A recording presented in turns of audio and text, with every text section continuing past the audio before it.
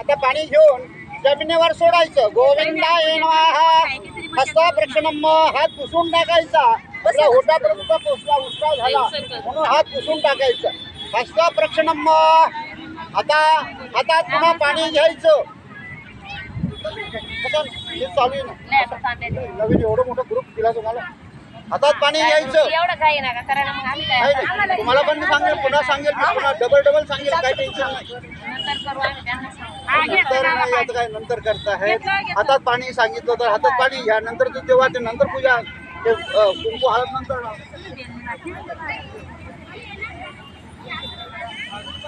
उद्यापन पूजना सप्तऋषी महाराज देवता ऋषी उद्यापन पूजन विद्यार्थ म्हणायचं. ब्राह्मण देवता अन्नदान वस्त्रदान नित्य नामना तुमचं नाव कुळाचं नाव गोत्राचं नाव घेऊन पाणी सोडून द्या.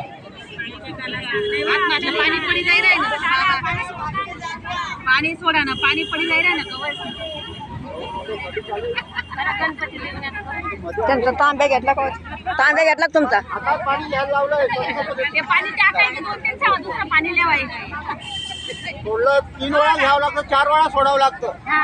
गणपतीवर सोडायचं. हातात पाणी घ्या. अजून गणपतीवर नाही सोडायचंय तुम्हाला. 18 वर्षांनी लोक येते इथं. नका सोडा, फक्त हातात पाणी घ्या. अजून सोडा नाही, पूजा द्यायची नाही. सोडण्याची पूजा नाही आहे.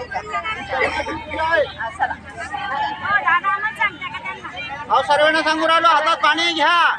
नामना आपलं स्वतःचं नाव घ्या.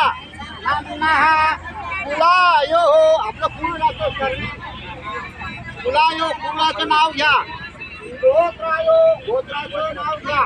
ज्यांना गोत्र माहीत नाही, ज्यांना गोत्र माहीत नाही त्यांनी भारद्वाज गोत्र म्हणा. काय म्हणा?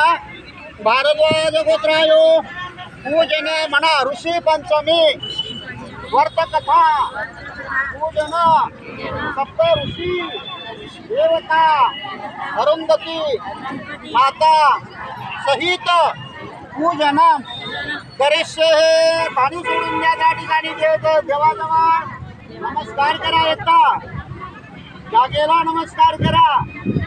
पूर्ण आनंद करून देवता बिना समुद्र वसते करा. सन्मानले विष्णुपती नमस्तुभ्यं. आदस्वर्ष समस्ते भारतभूमी कर्मभूमी नमः. काही आई बा दोन्ही पेन्से या ऋषी साडे हात जोडा नाही. नमस्कार करा. नाव गणपती बाप्पा आहे. झट गणपतीवर पाणी सोडा, माझ्यावर पाणी सोडा सांगितलं. आता जेवढं सांगितलं तेवढंच करा. आपल्या आई वडिलांना नमस्कार करा. मातृदेव भव, पितृदेव भव, आचार्य देव भव, इष्टान ब्रह्मणायो. गुरु नमस्कार. मी काहींनी गुरु केलेला असेल नसेल, आपण गुरूंना मानतो. मग गुरु नसतील तर पहिले गुरु आपले आई वडील. गुरु ब्रह्मा गुरु विष्णू गुरुदेव महेश्वरा.